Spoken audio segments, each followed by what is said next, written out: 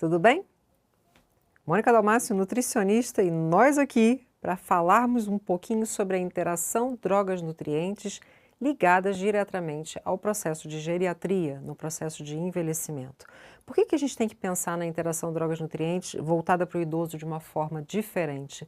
Porque o idoso tem uma capacidade de metabolização desses medicamentos mais lenta. Então, quando você lê lá na bula que o medicamento ele fica na corrente sanguínea 24 horas, no idoso ele vai ficar na corrente sanguínea 36, 48 horas. Por quê? Ele já não consegue mais depurar, tratar esse medicamento no fígado da mesma maneira e ele não consegue excretar esse medicamento de sistemas diferentes, principalmente pelo sistema renal, de maneira efetiva. Então isso acaba atrasando, prejudicando e expondo essa droga a esse paciente por um período mais longo.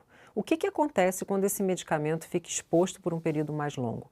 O problema maior é principalmente a interação entre um medicamento e outro e principalmente com relação às doses. A gente vai ter doses desse medicamento que vão estar na corrente sanguínea interagindo a de ontem com a de hoje. E isso leva ao risco de intoxicação medicamentosa. Então existe uma doença, né, que é comum quando você ingere mais do que 5 medicamentos ao mesmo tempo, né? Então um medicamento para o coração, um medicamento para o colesterol, um medicamento para a pressão, um medicamento para a diabetes. Né? Aí a pessoa vai e toma um antialérgico porque teve alguma coisa. Pronto. Isso cria um problema que se chama parkinsonismo. O que é o parkinsonismo? A mão começa a tremer. Parece um Parkinson, a doença de Parkinson, mas não é. É um acúmulo tóxico de substâncias medicamentosas na corrente sanguínea e no sistema nervoso central.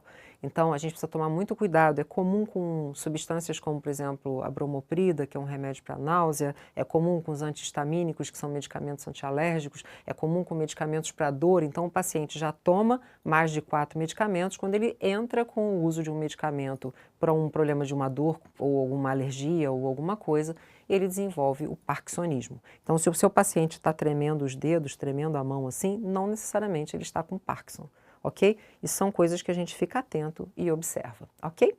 Então, outra coisa que pode acontecer com esse processo de interação drogas-nutrientes é muitos medicamentos levam a um processo de intoxicação hepática e essa intoxicação hepática leva a um processo de desnutrição. Outro medicamento que pode causar, né, não a associação de vários medicamentos, mas um medicamento que pode causar carências nutricionais são os medicamentos para controle de dores de estômago, azias, estufamentos, gases, refluxo, essas coisas, como os inibidores da bomba de próton, que são as famílias dos prazóis, como outros medicamentos como antiácidos que também podem levar a carências nutricionais. Por que esses medicamentos levam a carências nutricionais? Porque o idoso, por si só, já produz pouco ácido, já produz pouco fator intrínseco, já produz poucas enzimas pepsina. E aí quando ele entra com o medicamento inibidor da bomba de próton, que é um inibidor da produção de ácido clorídrico, ele faz com que essa digestão fique ainda mais difícil. E se eu tenho uma digestão ainda mais difícil, eu não consigo absorver bem esses meus nutrientes. Então, a gente precisa ficar atento qual é o tipo de medicamento, se esse meu paciente toma ou não mais do que 4 ou 5 medicamentos constantemente e o desenvolvimento de algumas carências nutricionais ou reações medicamentosas como o próprio parkinsonismo. Então, além disso, o que mais que a gente tem? Interações drogas-nutrientes. Então, por exemplo, o café é uma substância encontrada não só no café, mas em vários refrigerantes à base de cola, em bebidas como mate, em bebidas como chá, em bebidas como chá verde, chá preto, né, ice teas, essas coisas, e também chocolate. A gente encontra uma quantidade grande de cafeína. Então, essas substâncias, né, encontradas em bebidas, em alimentos, elas podem interagir com medicamentos. Então, medicamentos como, por exemplo, tem um medicamento para asma, né, que chama teofilina. Esse medicamento é utilizado para quem tem asma ou quem está em alguma crise respiratória e ele pode sofrer efeitos de toxicidade, né, aumentar a capacidade tóxica hepática, como eu já tinha falado anteriormente, e causar taquicardia, justamente pela interação do medicamento com a cafeína. Então, outro medicamento que pode interagir com a cafeína são os medicamentos para herpes, que são o aciclovir ou o pentaciclovir. São medicamentos que comumente podem ser alterados na sua biodisponibilidade, né? Então tem moléculas que são inibidas e que são responsáveis pela captação desse medicamento. Então, esse medicamento não vai ter o efeito que se espera para controlar a multiplicação viral, mas ele vai trazer efeitos tóxicos, ele vai potencializar efeitos tóxicos justamente pela presença de cafeína associado à fórmula química do medicamento. Então, outro medicamento que sofre interação com café é o ibuprofeno, que é um dos medicamentos muito utilizados para dor de cabeça, para dor nas costas, né? Então, ele é chamado anti-inflamatório não esteroide, né? Então, o ibuprofeno é uma família de anti-inflamatórios. E ele pode ter a biodisponibilidade reduzida, né? E ele pode causar efeitos colaterais como artrite, osteoartrite, que são doenças muito dolorosas e que são utilizadas junto com esse medicamento, e a concentração e a biodisponibilidade desse medicamento vai ficar diminuída pela presença do café. E aí o paciente vai continuar sentindo dor, vai tomar mais medicamento para dor e o efeito não vai acontecer por conta do uso do café concomitante a medicamentos para dor. Tá? Então, a gente tem que ficar atento a esse tipo de coisa para não diminuir a biodisponibilidade por conta da presença do café. Um outro alimento que pode trazer também interação medicamentosa é o suco de laranja, né? Então, existem algumas substâncias, por exemplo, o alendronato de sódio é uma substância que costuma ter efeito, que é uma substância usada no tratamento de osteoporose, que costuma ter uma diminuição na sua absorção com a presença de suco de laranja. Então, a recomendação desse tipo de medicamento é com água, não pode ser utilizado junto com o suco de laranja. Outro medicamento que a gente tem que tem interferência com o suco de laranja é a fexofenadina, que é um medicamento também utilizado para alergia, é um antihistamínico. E esse medicamento antihistamínico, quando utilizado junto com o suco de laranja, ele pode ter a sua concentração reduzida significativamente, ou seja, ele não vai atuar da maneira que se esperava pela presença do suco de laranja junto com a medicação para alergia.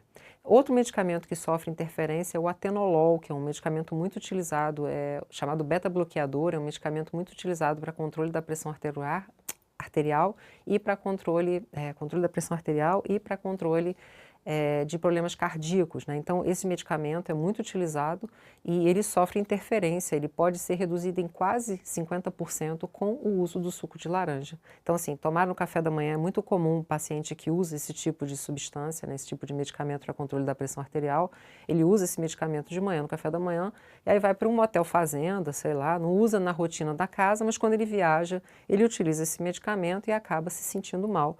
Pode ter um pico hipertensivo ou um problema cardíaco porque ingeriu junto com o suco de laranja. Então, essas recomendações cabe a nós, nutricionistas, passarmos para os nossos pacientes. Então, é um medicamento muito comum de ser utilizado.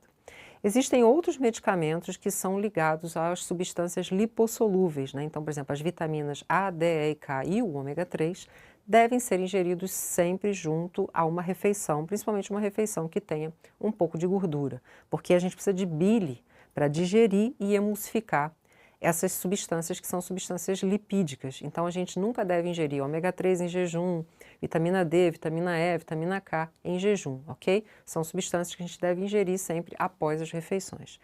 Aí existem outros medicamentos que a gente deve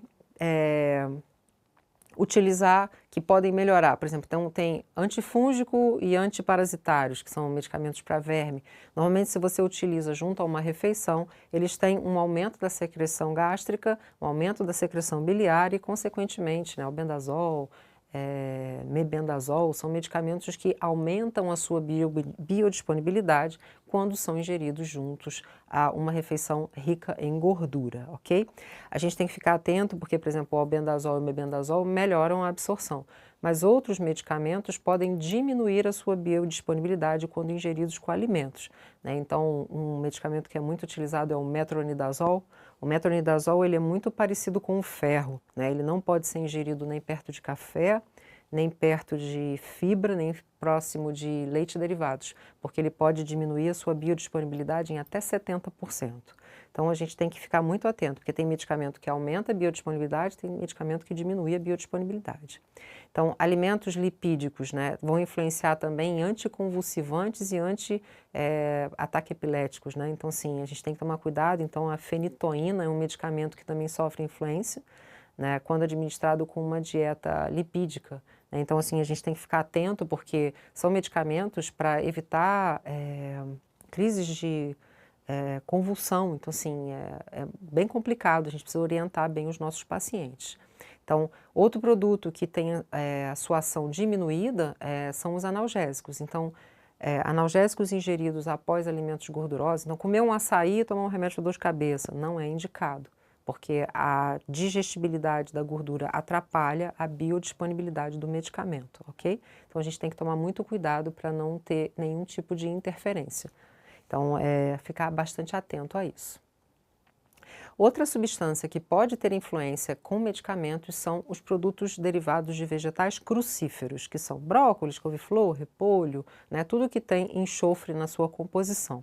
Então, é um grupo muito grande, né, dos vegetais crucíferos, inclusive alho, cebola entram nessa composição, e eles têm, que mais? Couve, rúcula, mostarda, nabo, todos esses alimentos que são ricos em enxofre, que são os crucíferos, têm essa característica de interferir em vários medicamentos, principalmente nos medicamentos ligados à coagulação sanguínea, porque eles são fonte de vitamina K.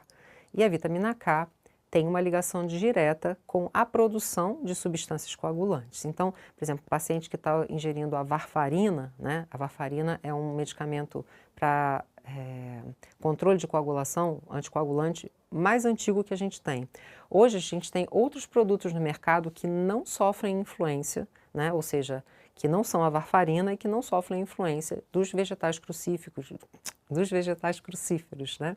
Então, a gente tem que ficar atento a isso, porque vários anticoagulantes mais modernos que a varfarina não sofrem influência, mas a varfarina, né, então dependendo do hospital público, né, a gente vê bastante isso ainda, então o uso da varfarina, mas outros medicamentos mais modernos não têm influência, podem ser ingeridos com espinafre, couve ou outros vegetais, mas a varfarina, especificamente, não pode ser ingerida com nenhum alimento fonte de vitamina K.